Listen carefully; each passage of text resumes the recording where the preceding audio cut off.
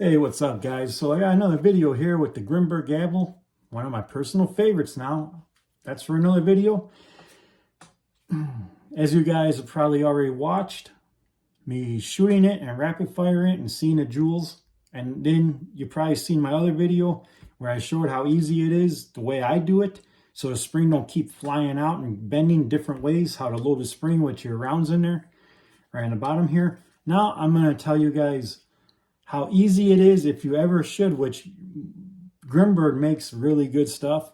And you probably will never need to change detents, but if you ever had to, the detents, believe it or not, you don't have to take none of this off at all. The detents is right here. That screw and that screw. You unscrew them and it's all one piece. The detent comes out and you screw it back in. Detents are replaced. Unlike the FSC, you got to take all the bottom apart, the screws, there. Take this off. Or actually, for the detents, you don't. I just realized, duh. You can just put your finger in there and pull the barrel out. But, as far as maintaining it, you usually take all that apart. But so here's the detents, if you guys are wondering. And now I'm going to show you how to oil it and grease it. I'm not going to because I already went through all that yesterday. So no sense to use more. I use Ultra Silk. And so you take this cap off here. It's a big wrench, Allen key, hex key. Different people call it different things, is what it is. And gently just counterclockwise. And be gentle because it has an O-ring on this, just like the FSC.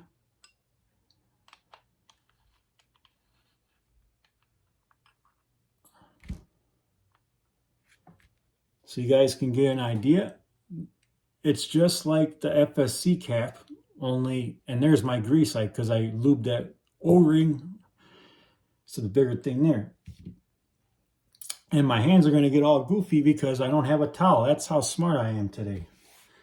Okay, now inside here, you take the same wrench, Allen key that you use to take the cap off. And that's going to be your bolt.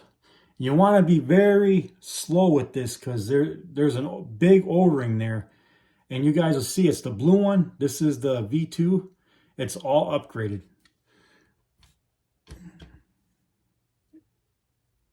And don't ever over tighten these things. You shouldn't need to. Just enough with your hands.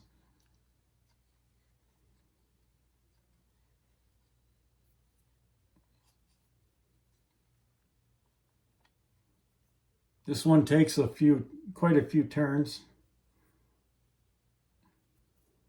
And always point it away from you in case there's air in it, trapped, and it comes out.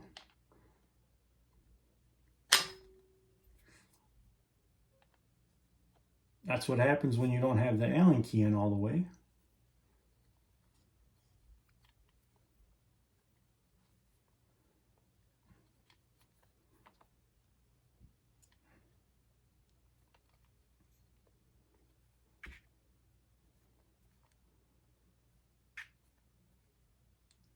And for you guys, this might not take as long unscrewing it, but I'm OCD, so I don't want to scratch anything.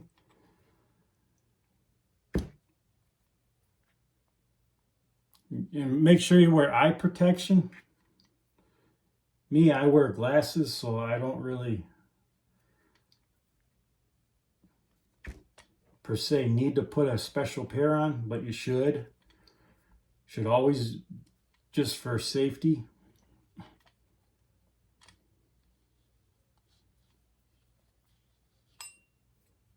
Okay, and as you guys can see, it's coming out.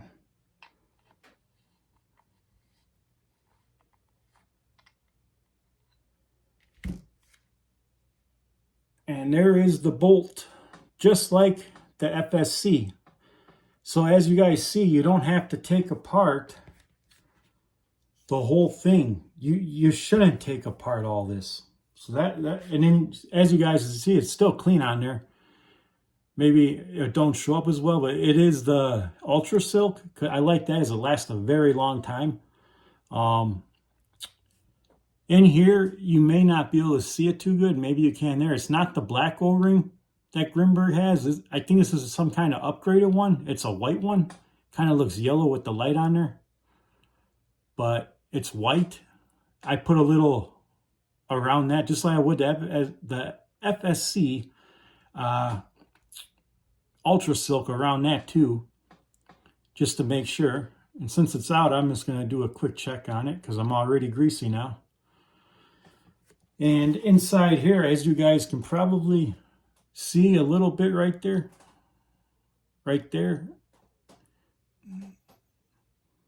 that is the upgraded V2 real heavy duty blue O-ring. So this has all the internals to handle 16 grams CO2, and if I want to use 12 grams CO2 threaded, I can. So this is the bolt you oil, clean up. I cleaned all in there. It's actually looking really clean still. Even though I only fired it 3 times, 2 or 3 times, 3 times I believe. So now I'm just going to show you guys, because I don't think there's any of these videos out there. I'm just going to put it back in because I don't need to clean it. I did, by the way, that blue O-ring you see there, I did take a Q-tip and rub. I did not remove it. I rubbed Ultra Silk on in there. And then I put obviously on here just to keep it from dry rotting, which I don't think it will. Like I said, Grimberg makes very good stuff. I've never had an issue with anything I bought from him. This is the first launcher. But he makes very good stuff. Him and Less Lethal Defense are the 2 #1 companies I love and I recommend, because you can tell they both have passion for their business they run, and they're always there to help you. Given the fact Grimberg takes a little longer, but that's all understandable. It might be a pain in the ass when you're hoping to get a hold of them, but it's understandable. Especially when the post office loses your stuff and it's not their fault. Like me with this Gavle, 4 or 5 days out for delivery, never received it. Okay, so right there now it stopped going. I'm just going to give it a small nudge. I don't want to over tighten it. Leave it right there so it's nice firm down in there. And your cap.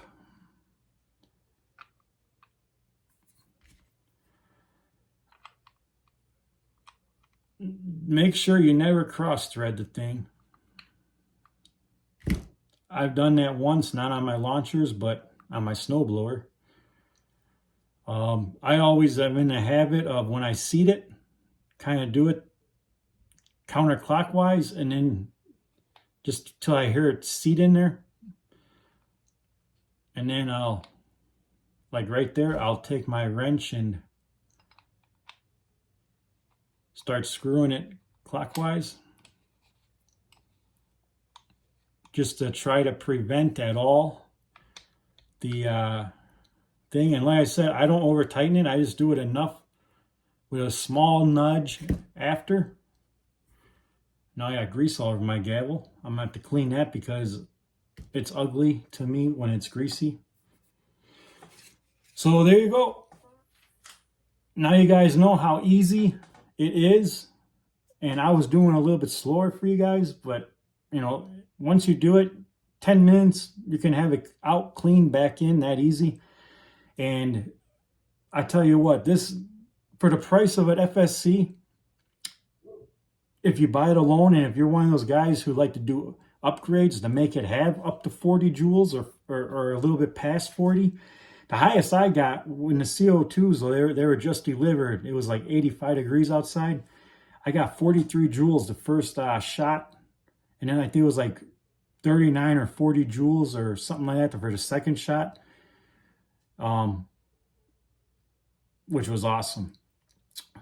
But, you got to keep in mind, if you get an FSC and you want to have it have this capability for this many joules, keep in mind, for all the kits and shipping for the kit and the parts you find, I don't know how much it adds up, but I know it'll be more than $4.99. With this, plus you have all the upgrades, it's basically ready to go when you get it. For $4.99, and I ain't getting nothing to say this. I'm just making a point because some guys leave remarks saying, well, the Gavle's too much. I'll just get an FSC. An FSC is not going to have this capability. It's not going to unless you get upgrades. And when you weigh out the Gavle, $4.99 right now, I don't know if the price will come down, go up. I think that's a pretty stable price compared to when it first came out. I forget how much it was. I think 600 or something like that. I'm not 100% sure. Don't quote me on that. But when you do the math, FSC plus all the upgrades plus the magazine in order to fit a 16 gram CO2 or even just a 12 gram CO2, that magazine alone is probably close to $100. So right there is probably about $500 just for that and that. And then all the other things, whatever you want to do to it, it's your best just to buy the Gavle. And it looks, first glance, it looks like a firearm if you're pointing it at someone. But anyway, guys, that's it for this video. I'm going to go load my CO2, wipe this down, and have a cold beer. You guys got any questions? Hit me up on my email if you'd like. Leave a comment. I try to get back to everybody. If you guys got my phone number, a few of you out there do, feel free, hit me up. And so far, nothing but good to say about this. So thanks for watching. Like, share, and subscribe.